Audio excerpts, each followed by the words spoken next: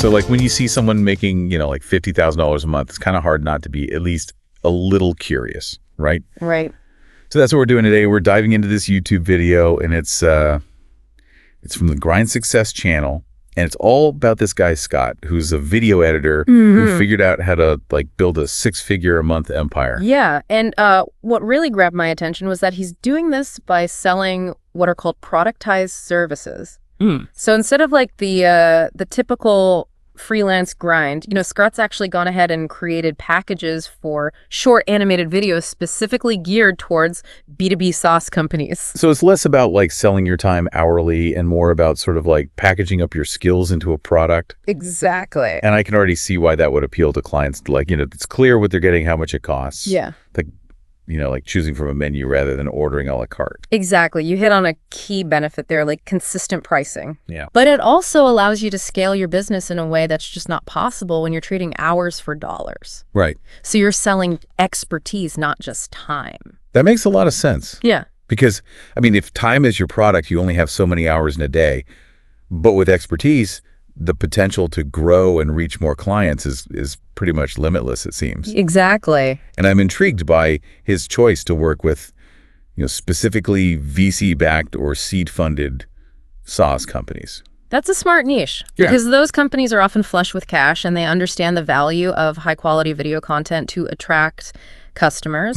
So their needs align perfectly with the services and the pricing that Scott's offering. It all sounds very strategic, but what's interesting is that his journey to get here wasn't exactly a straight line. Yeah. Like dropping out of college after just 2 months to learn on the job at a Colorado startup that takes guts. It does, and it highlights a point that's so relevant for you. Transferable skills matter. Yeah. Like the networking and the customer service skills he picked up at that young age likely played a huge role in his later entrepreneurial success. It's a good reminder that sometimes the most valuable learning happens outside the classroom. Yeah. But Scott also credits a lot of his success to a mindset shift, going from a scarcity mentality to an abundance mentality. Right. Can you break that down for us a bit? Yeah. So think of it this way. A scarcity mentality is all about limitations. You believe there's only so much success to go around. Abundance, on the other hand, is about possibilities. You see opportunity everywhere, even in challenges. Okay. It's a fundamental shift in how you view the world. So instead of competing over a limited pie, you're thinking about how to bake a bigger pie. Precisely. And Scott used that mindset to leverage everything around him, his network, his knowledge, even money to build his business. You have to believe there's enough success out there for you to claim your piece of it. Makes a lot of sense. Yeah. But what's interesting is that it doesn't sound like he just sat back and waited for success to find him. He actively went out there and built his brand, especially on Twitter. Yeah, you're right. And that's another key takeaway here.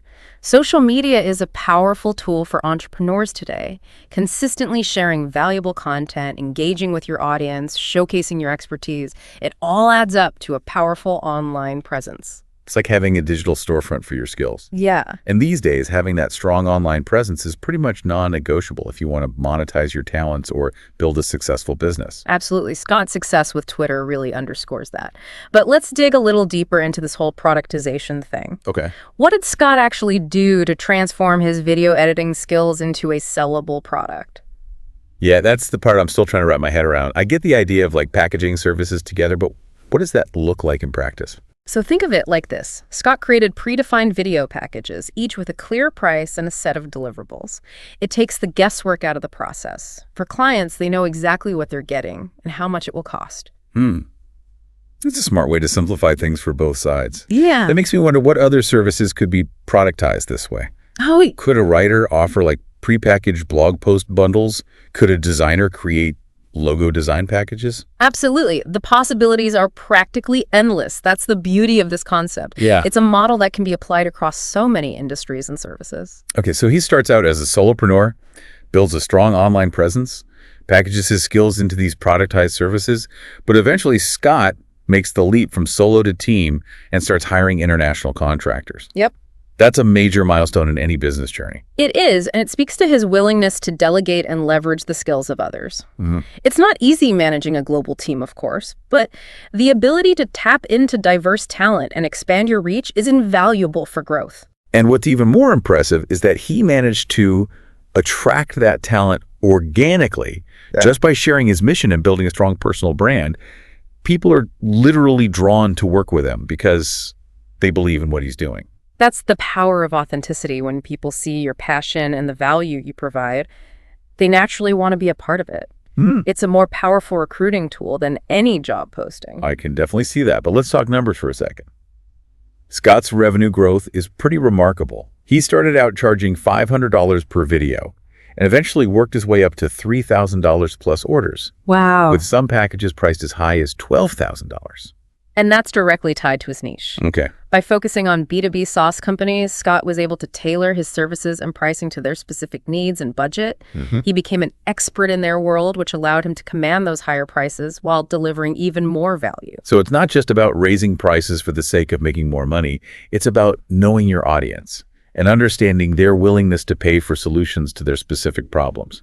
You nailed it. Understanding your ideal client, their pain points, and what they're willing to invest in is crucial for building a successful business. So we've covered a lot of ground here. We have. Let's just take a breath and recap some of the key strategies that fueled Scott's success. Consistency on social media, niching down, offering a productized service, and building a strong team. It's a potent combination. And what's really exciting is that these strategies aren't limited to video editing. Right. They can be applied to almost any business or creative endeavor, whether you're a writer, designer, coach, or consultant. The principles of building a personal brand, niching down, and creating scalable offerings are universally applicable. It's like a roadmap for success, right? It is. But before we get too ahead of ourselves, let's dive into the nitty-gritty of client acquisition. How did Scott actually find those first few paying customers? He used a mix of strategies, leveraging Twitter for networking, sending cold emails, and even using LinkedIn to connect with potential clients. It highlights the importance of being proactive and putting yourself out there. He didn't wait for clients to magically appear. He went out and found them. And I love that he shares a simple yet effective cold email example in the video. Yeah. It's a great reminder that you don't need to overthink things. Just be clear, concise, and offer something valuable. That example is brilliant because it demonstrates a core principle of sales: identify a pain point and offer a solution. He simply asked if they'd considered using video above the fold on their website. It's direct, it's relevant, and it immediately gets their attention. And it underscores the importance of persistence and understanding that cold outreach is a numbers game. It is. You're not going to win every deal, but the more people you reach out to, the higher your chances of finding those ideal clients. It's about playing the odds, being consistent, and not letting rejection derail your efforts. You need a system for reaching out to prospects and a way to track your progress. Speaking of systems, let's unpack Scott's sales funnel a bit. He mentions using what he calls top-of-funnel strategies like organic content and ads to attract attention, then guiding those potential clients towards calls and consultations in the middle of the funnel, and finally ending with a sales call at the bottom of the funnel. This structure is super common in sales because it's a proven way to nurture potential clients. Think of it as a journey. Okay. The top of the funnel is about grabbing attention and sparking interest. The middle is where you build relationships and demonstrate your value, and the bottom is where you close the deal. So it's a strategic roadmap for turning initial interactions into paying clients. And Scott's success is a pretty strong indicator that this approach works. Without a doubt, it's a system for building a sustainable business and generating consistent revenue. But what stood out to me is how Scott's revenue jumped when he started offering more value in his packages. He went from selling individual videos to offering bundles that included additional services. I'm curious about that.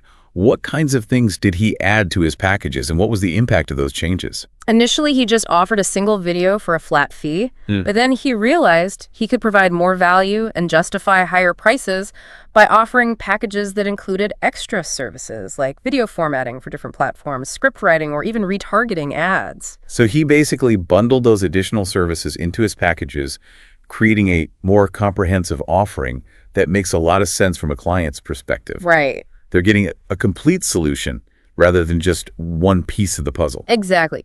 Clients are willing to pay a premium for convenience and a one-stop solution to their problems. And packaging your services also streamlines your pricing. It's easier for clients to understand what they're getting and how much it will cost. There's no guesswork involved. Okay, I'm starting to see the bigger picture here. We've covered a lot of ground in this deep dive. Scott's story is incredibly inspiring and filled with actionable insights for anyone who wants to build a successful business. But before we get too far ahead, Let's take a moment to absorb what we've learned so far. Yeah. Think about what resonates with you most from Scott's story. What's one piece of wisdom you can take away and apply to your own journey? What's that one thing that sparks your curiosity? That one action step you can take today to move closer to your goals?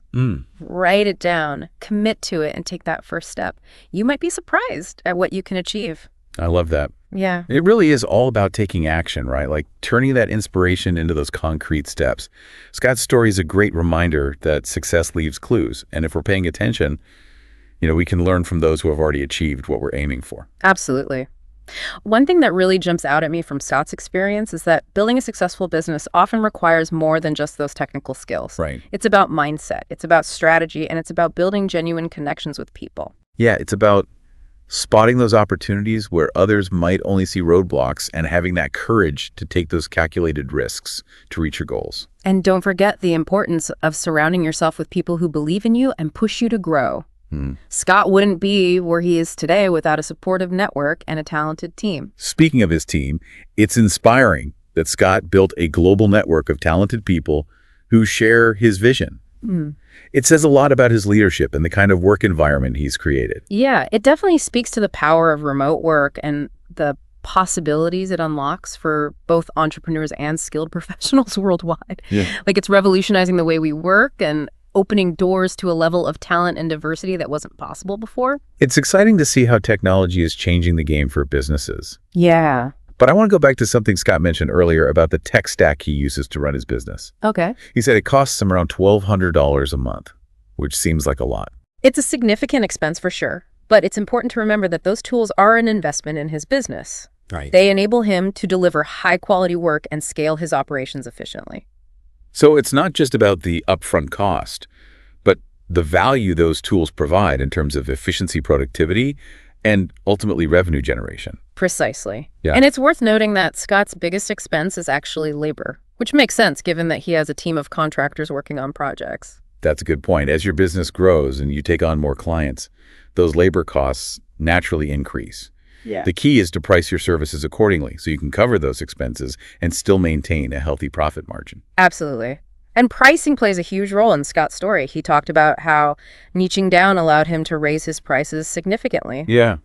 What are your thoughts on that? Well, it makes sense to me. Like when you specialize in serving a specific niche, you become an expert in their world. Yeah. You understand their unique needs and pain points better than anyone else, and that specialized knowledge allows you to command a premium. Exactly. You're not just good at what you do. You're the best at what you do for that specific group of people, and that perceived value translates into higher prices. It's about solving specific problems for a select group of people, rather than trying to be everything to everyone. Right. Scott went from just video editing to focusing on short animated videos for B2B SaaS companies. That laser focus made all the difference. It did, and it's a strategy that can be applied to any industry or niche. The key is to identify a specific problem you can solve for a specific group of people. But it sounds like Scott didn't stop there. He also talked about the importance of adding more value to his packages. He did. What did he do to achieve that? Well, initially he just offered a single video for a flat fee, but he quickly realized he could provide more value and justify higher prices by offering packages that included additional services, things like video formatting for different platforms, script writing, or even retargeting ads. So he basically bundled those additional services into his packages, creating a more comprehensive offering. That makes a lot of sense. From a client's perspective, they're getting a complete solution rather than just one piece of the puzzle. Exactly. Clients are willing to pay a premium for convenience and a one-stop solution to their problems, and packaging your services also streamlines your pricing. Okay. It's easier for clients to understand what they're getting and how much it will cost. There's no guesswork involved. It's a win-win for both sides. Yeah. Now, I'm curious about Scott's approach to client acquisition. He mentioned using a mix of Twitter, cold emails, and LinkedIn DMs. Can you walk us through those strategies? Sure. Twitter's great for building relationships and having conversations with potential clients in a more casual setting. Cold emails, on the other hand, are a more direct approach where you're reaching out to people who might be interested in your services, even if you don't have an existing relationship with them. And LinkedIn is a professional networking platform where you can connect with decision makers and showcase your expertise. So it's about utilizing multiple channels to connect with your target audience, leveraging the unique strengths of each platform. I thought Scott's advice on cold emails was particularly valuable. Yeah. He keeps them short and to the point, focusing on identifying a specific pain point and offering a clear solution. That's a crucial point. Remember, people are busy, so you need to grab their attention quickly and demonstrate why they should care. Offering a solution to a problem they're facing is always a good way to spark their interest. It's a classic case of show, don't tell. Right. And he also emphasized that cold outreach is a numbers game. It is. You're not going to close every deal, but the more people you reach out to, the higher your chances of finding those ideal clients. You have to be persistent and develop a thick skin. Rejection is part of the process. The key is to have a system that allows you to consistently reach out to new prospects and track your progress. Now let's shift gears and dive into Scott's sales funnel. He broke it down into 3 stages: top of funnel, middle of funnel, and bottom of funnel. Can you explain what happens at each stage? Sure. The top of the funnel is all about attracting attention and generating interest. Think of it as casting a wide net. You might use content marketing, social media, or even paid advertising to reach a larger audience. So it's about getting your name and your message out there, sparking that curiosity, and inviting people to learn more about what you offer. Exactly. Then the middle of the funnel is where you nurture those leads and build relationships. Oh, yeah. This is where you might offer free consultations, webinars, or other valuable resources to engage with potential clients and demonstrate your expertise. So you're moving from grabbing attention to building trust and showcasing your value. Precisely. And finally, the bottom of the funnel is where you convert those leads into paying customers. Okay. This is where you present proposals, send contracts, and answer any remaining questions. It's a strategic process of guiding those potential clients through a journey of awareness, consideration, and ultimately decision-making. Exactly. Having a well-defined sales funnel like this is crucial for turning those initial interactions into lasting client relationships. So we've talked about niching down, adding value to packages, and building a sales funnel. But I want to circle back to something else Scott mentioned that really stuck with me. His emphasis on shifting from a scarcity mentality to an abundance mentality. Why is this so important for entrepreneurs, and how did Scott apply this principle in his own journey? That's a fantastic question, and it's a concept that deserves a closer look. A scarcity mentality can really hold you back as an entrepreneur.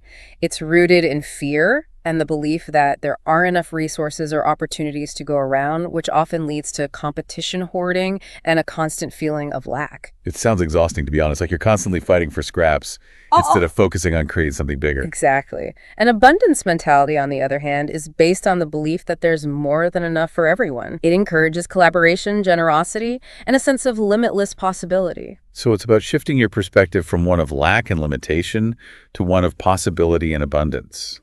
I can see how that would impact everything from your business decisions to your relationships with clients. Absolutely. When you operate from a place of abundance, you naturally attract more opportunities, build stronger relationships, and experience greater fulfillment in all areas of your life. It's like a self-fulfilling prophecy.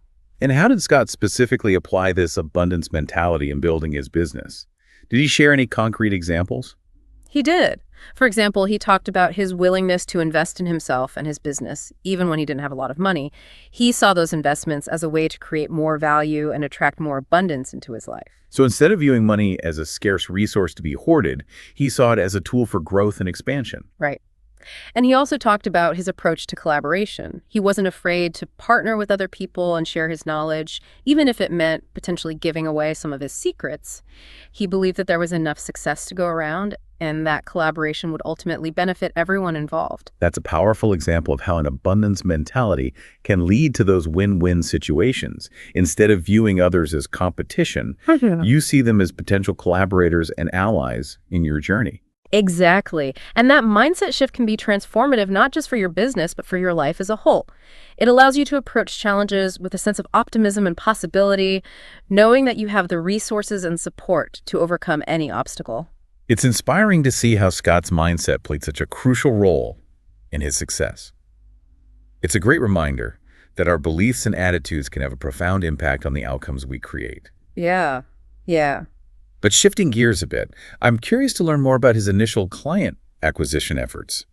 Did he share any specific tactics he used to land those first few paying clients? He did. He actually offered a really insightful example of a cold email he used to reach out to potential clients. It was short to the point and focused on addressing a specific pain point that many B2B SaaS companies face. Do you remember what the email said? I'm always looking for effective cold outreach strategies. I do. He simply asked if they had considered using video above the fold on their website. It's a brilliant approach because it immediately gets their attention, identifies a potential problem they may not have even realized they had, and subtly positions him as the solution. It's so simple, yet so effective. It's a great reminder that sometimes the most effective solutions are the most straightforward ones.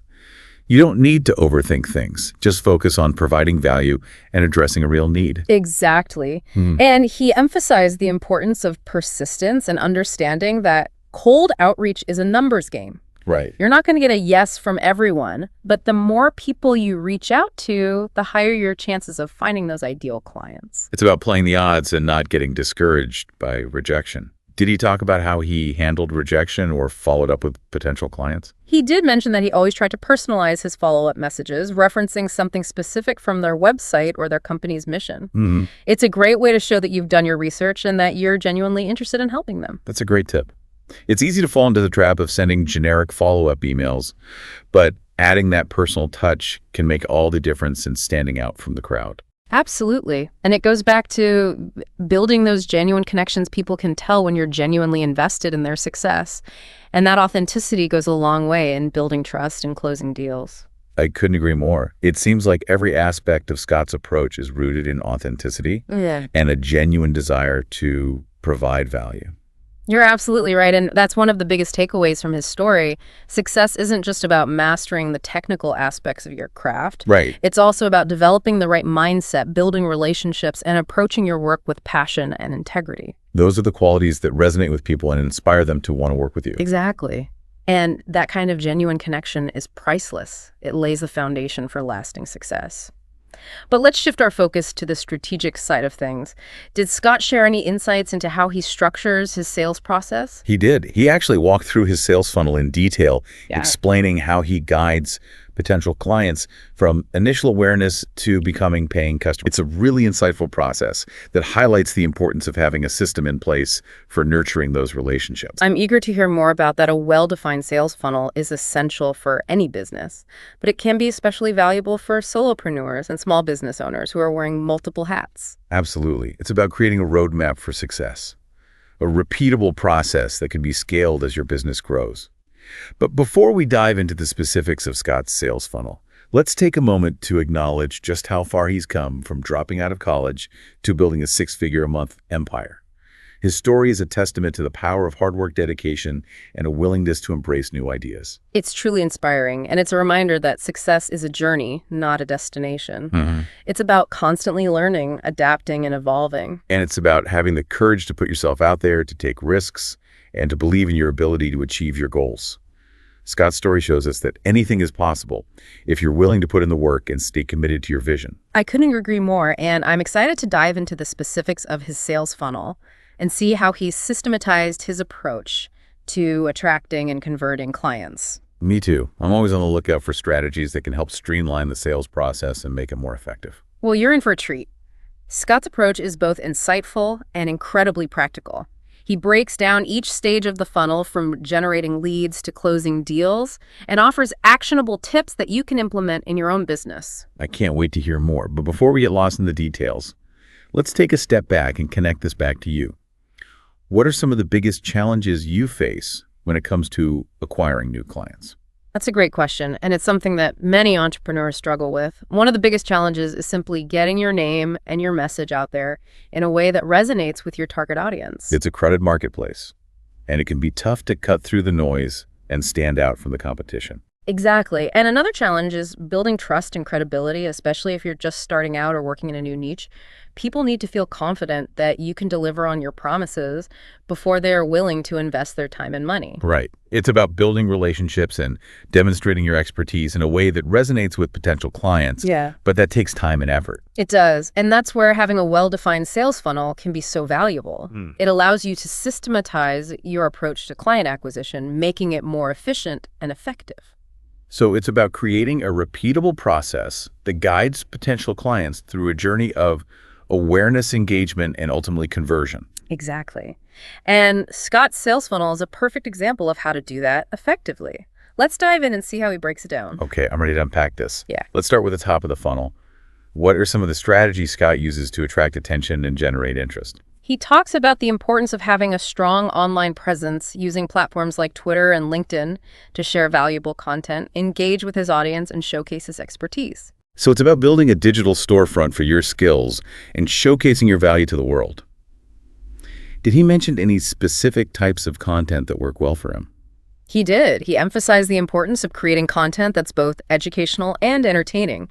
He shares behind-the-scenes glimpses of his work, offers tips and advice for aspiring video editors, and even hosts live Q&A sessions to connect with his audience directly. It's about being generous with your knowledge and providing value up front. Yeah.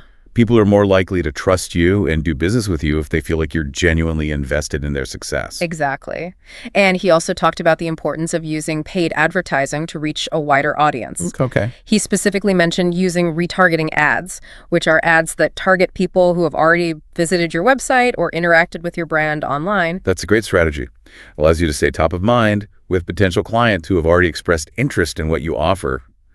Did he mention any other strategies for the top of the funnel? He also emphasized the importance of networking and building relationships with other people in your industry, attending conferences, joining online communities, and even reaching out to people directly can all be effective ways to expand your network and generate new leads. That's about being proactive and putting yourself out there. Yeah. You can't expect opportunities to fall into your lap. You have to go out and create them. Absolutely. And once you've captured someone's attention at the top of the funnel, the next step is to nurture those relationships and guide them towards the middle of the funnel. Okay, so let's dive into the middle of the funnel. What are some of the tactics Scott uses to engage potential clients and build trust? One of the most powerful strategies he uses is offering free consultations. This gives him a chance to connect with potential clients on a personal level, understand their specific needs and pain points, and showcase how his services can help them achieve their goals. It's a great way to establish rapport and demonstrate your expertise in a low-pressure setting. Did he mention any other middle-of-the-funnel strategies? He also talked about the importance of creating valuable content that addresses the specific challenges his target audience faces. Okay. He might write blog posts, create ebooks, or even host webinars that provide actionable advice and insights. So it's about positioning yourself as a thought leader and a go-to resource for your ideal clients. Exactly. And he also mentioned using email marketing to stay in touch with potential clients and keep them engaged. He sends out regular newsletters with valuable content, special offers, and invitations to events. Email marketing is such a powerful tool for building relationships and nurturing leads, but it's important to do it in a way that provides value and avoids being spammy. Absolutely. And Scott emphasized the importance of segmenting his email list, which means dividing his subscribers into different groups based on their interests and needs. This allows him to send more targeted and relevant messages, increasing the likelihood of engagement and conversion. It's a smart strategy. The more personalized you can make your communication, the more effective it will be. But let's not get ahead of ourselves.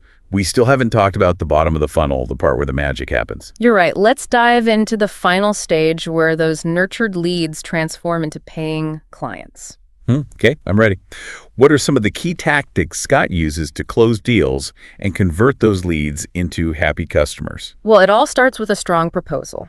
He takes the time to clearly outline the scope of the project, the deliverables, the timeline, and the pricing he wants to make sure there are no surprises and that everything is crystal clear for the client. Transparency and clear communication are key in any business relationship. Yeah. It's about setting clear expectations from the start and making sure everyone is on the same page. Absolutely. And he also talked about the importance of handling objections effectively.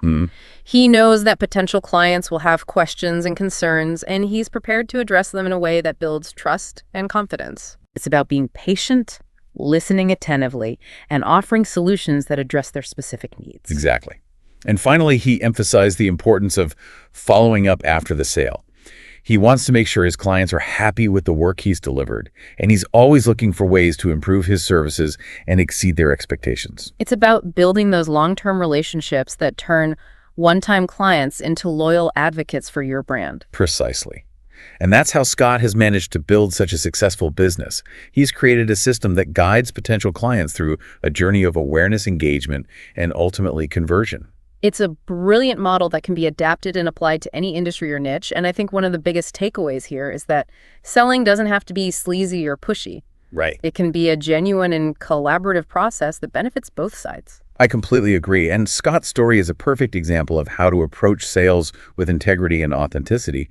But there's one more piece of his sales strategy that we haven't explored yet, his approach to pricing. That's a great point. We talked about how niching down allowed him to raise his prices, but I'm curious to learn more about his specific pricing strategies and how he justifies those higher prices to potential clients. Well, one of the key things he emphasizes is focusing on value, not just cost. Okay. He wants his clients to understand that they're not just paying for a video, they're paying for a solution to their marketing challenges, a way to attract more customers and grow their business. So it's about framing your services in terms of the results they deliver, not just the time and effort involved. Exactly. And he also talks about the importance of being confident in your pricing. He knows his worth, and he's not afraid to charge what he deserves. It's about believing in the value you provide and communicating that value effectively to potential clients. Right. And he also mentioned the importance of offering different pricing tiers, which allows him to cater to a wider range of budgets and needs. That's a smart strategy. It gives clients more options and flexibility while also making it easier for them to justify the investment. Absolutely. And it's a strategy that you can easily implement in your own business. Think about the different ways you can package your services, the different value propositions you can offer, and the different price points that will resonate with your ideal clients. It's about finding that sweet spot where your pricing aligns with the value you provide and the needs of your target market. But I think it's important to acknowledge that pricing can be a sensitive subject for many entrepreneurs. Yeah.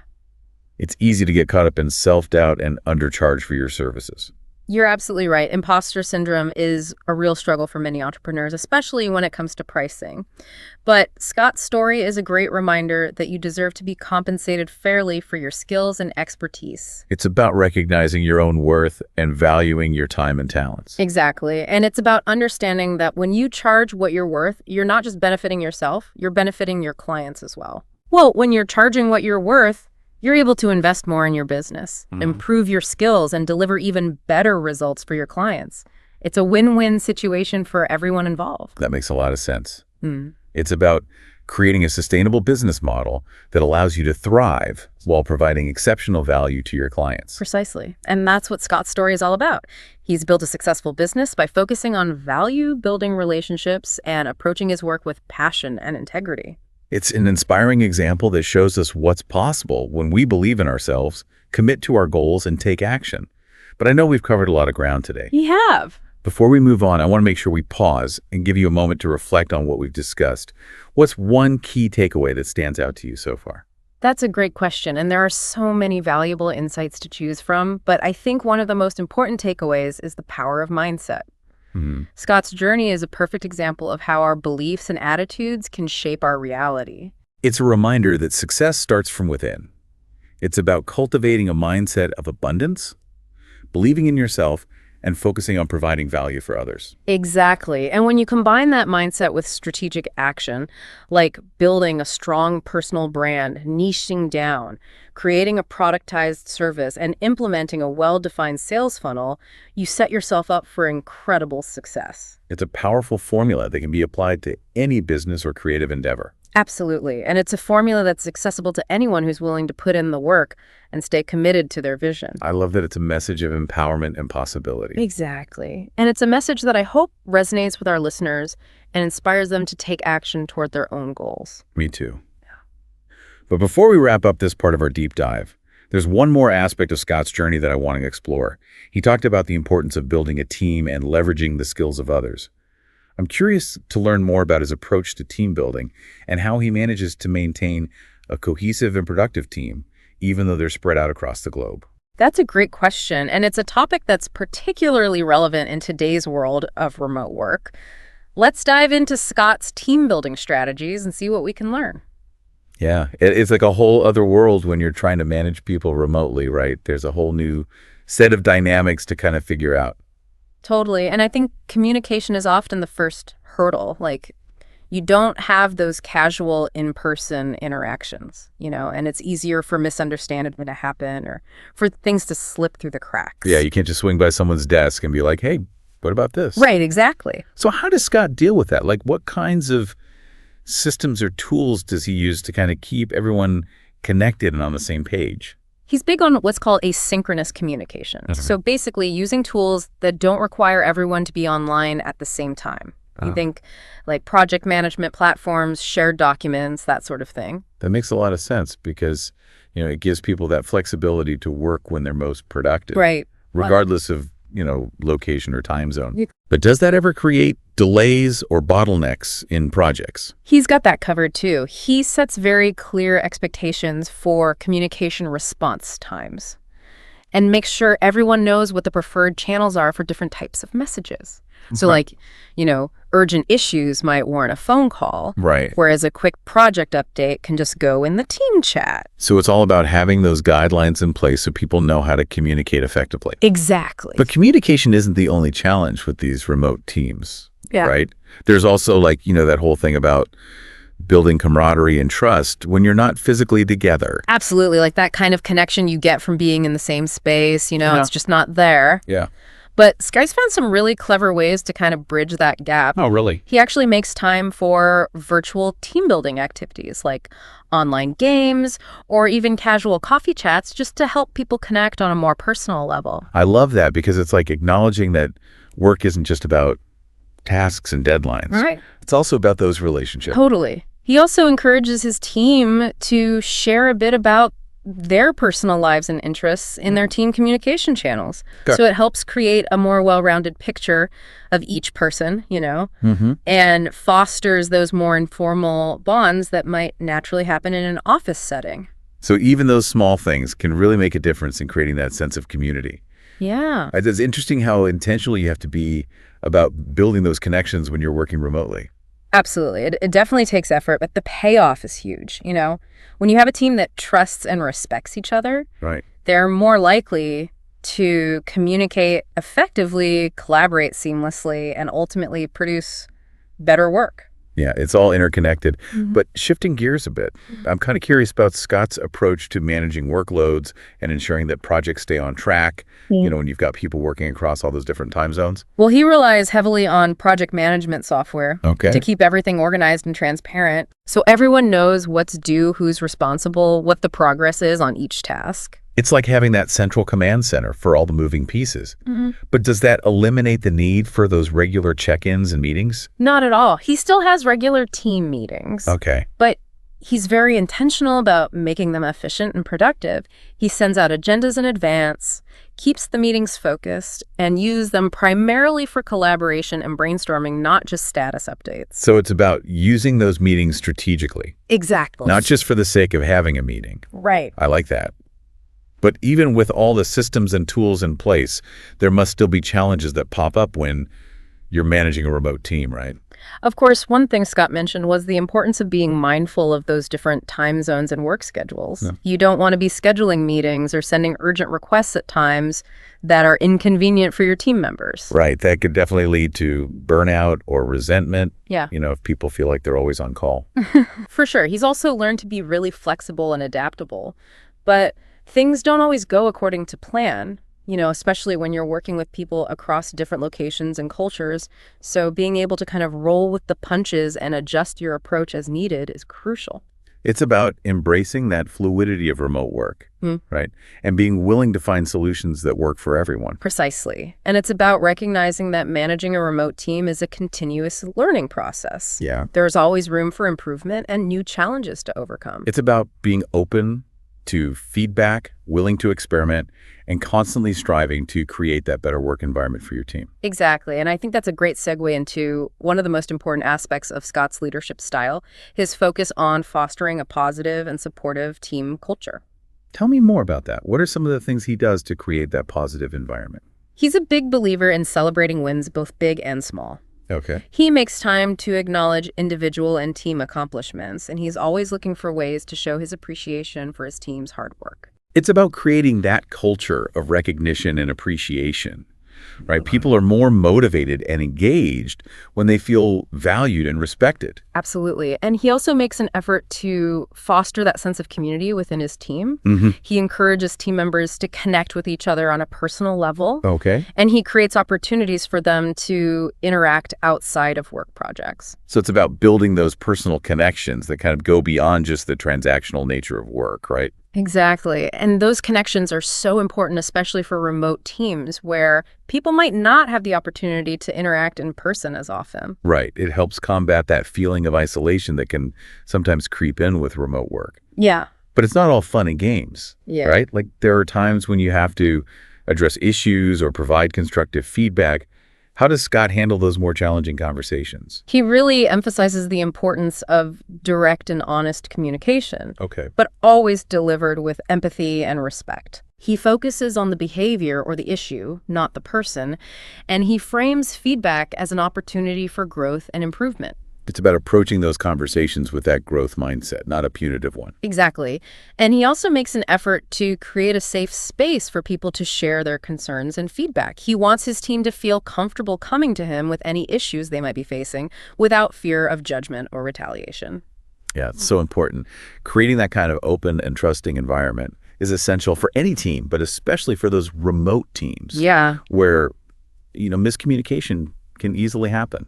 Absolutely. And it's a testament to Scott's leadership skills that he's been able to create such a positive and supportive team culture. Right. Even though his team is spread out across the globe. It's truly inspiring. So we've covered a lot of ground in this deep dive into Scott's journey, from his unconventional beginnings to his strategies for building a thriving business and leading a remote team. What stands out to you as the most impactful takeaway from this story? There is so much to learn from Scott's experience, but I think one of the most valuable takeaways is the importance of embracing an abundance mentality. That belief that there's enough success to go around, that collaboration is key, and that challenges are really just opportunities for growth.